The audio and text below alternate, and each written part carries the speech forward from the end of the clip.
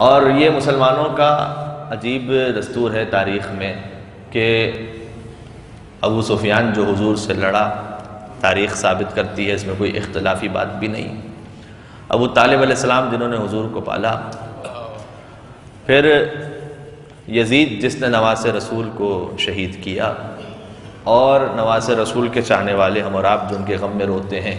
تاریخ کی عجیب ستم ظریفی ہے کہ جو رسول سے لڑے وہ مسلمان، جو نواز رسول کو شہید کرے وہ مسلمان، جو حضور کو پالے وہ کافر، جو نواز رسول پر روئے وہ کافر۔ لہذا اس میں اتنا پریشان ہونے کی اس لیے ضرورت نہیں ہے کہ یہ بھی واضح بات ہے کہ جب علی کے باپ کے ایمان پر بات ہوگی تو پھر ہر ایک کے باپ کے ایمان پر بات ہوگی۔ لہذا یہ موضوع بہت حد تک بیان ہو چکا ہے، میں تھوڑا سا اس سے اور مزید آگے جانے کی کوشش کروں گا کہ اگر عصمت ابو طالب علیہ السلام پہ بات ہو، علامہ مجلسی نے بحار الانوار میں کئی روایتیں لکھی ہیں، اور انہوں نے لکھا ہے کہ مولا باب الحوائج امام موسی کاظم علیہ السلام نے ارشاد فرمایا ہے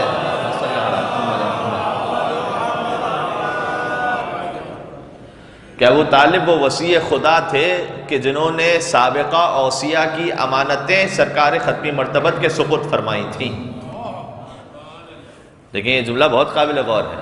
علامہ مجلسی کیا لکھ رہے ہیں؟ کہہ رہے ہیں کہ باب الحوائج امام موسی کاظم علیہ السلام کے حوالے سے، کیونکہ ایمان ابو طالب پر جب بات ہوگی تو پھر غیروں سے بات کریں گے، لیکن جب عصمت ابو طالب پر بات ہوگی کہ وہ حجت خدا تھے تو پھر اپنی روایات سے جب دلیل بیان کی جائے گی تو پھر اصل مقام ابو طالب علیہ السلام واضح ہو جائے گا۔ کہ غور فرمائیے گا، ساتویں امام نے فرمایا کہ وہ وصی تھے کہ جنہوں نے سابقہ اوصیاء کی امانتیں سرکار ختمی مرتبت تک پہنچائیں، اور علامہ مجلسی یہ لکھتے ہیں کہ یہ امانتیں جن کا امام نے ذکر فرمایا ہے، ایک تو ساری سابقہ آسمانی کتابیں جو مختلف انبیاء پر نازل ہوئی تھیں وہ ابو طالب علیہ السلام کے پاس موجود تھیں۔ دوسرا حضرت موسیٰ کا وہ عصا کہ جس کے صدقے میں حضرت موسیٰ کے تمام معجزات ظاہر ہوئے تھے، اور تیسرا وہ انگشتری کہ جس کے صدقے میں سلیمان کو حکومت عطا ہوئی تھی۔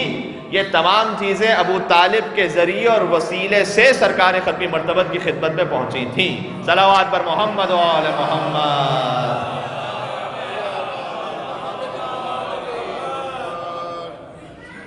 لہذا خود امام باقر علیہ السلام کی بھی حدیث ہے، فرمایا کہ لو رجح اللہم صلی علی محمد و آل محمد لو رجح ایمان ابو طالب علی کفۃ و ایمان ھذا الخلق علی کفۃ اخری لرجح کفتہ۔ امام نے فرمایا کہ اگر قیامت کے دن جب یہ موقع پیش آ جائے کہ ابو طالب کے ایمان کو ترازو کے ایک طرف رکھا جائے اور ساری انسانیت جس نے کبھی لا الہ الا اللہ محمد رسول اللہ کا کلمہ پڑھا ہے ان سب کے ایمان کو ملا کر ترازو کے دوسری جانب رکھا جائے تو لرجح ایمانہ و کفتہ، ابو طالب کا ایمان ان سب پہ غالب آ جائے گا۔ کیوں بھلا عقل سے الزام پہ حیران نہیں کہ کل ایمان کا پدر صاحب ایمان نہیں، اور اگر محسن بانی اسلام اگر کافر ہے پھر تو اس دہر میں کوئی بھی مسلمان نہیں، کیونکہ اگر یہ حجت خدا نہ ہوتے تو توحید کا پہلا جلسہ کبھی عمران کے گھر میں نہ ہو رہا ہوتا۔ دیکھیں آپ غور فرمائیے گا۔ اچھا کہیں اور دور کیوں جائیں، دیکھیں ابو طالب سے بڑھ کر کون صحابی رسول ہو سکتا ہے؟ اس لیے کہ باقی تو وہ تھے کہ جو حضور کے پاس پلتے رہے، اور یہ وہ تھا کہ جو حضور کو پالتا رہا۔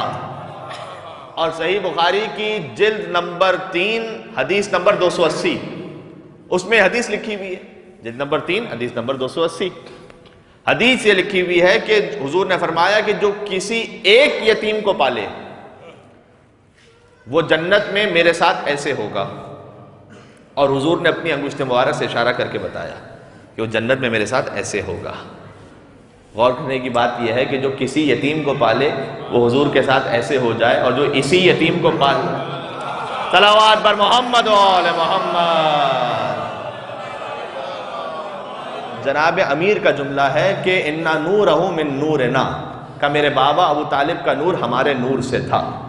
وَخَلَقَ اللَّهُ نُورَهُ قَبْلَ خَلْقِ آدم بِأَلْفِ عام، آدم کا نور جب خلق ہوا تھا، پتلا آدم جب خاک سے خلق ہوئے، کہ ابو طالب کا نور آدم سے 2000 سال پہلے پروردگار نے عرش پہ خلق فرمایا تھا.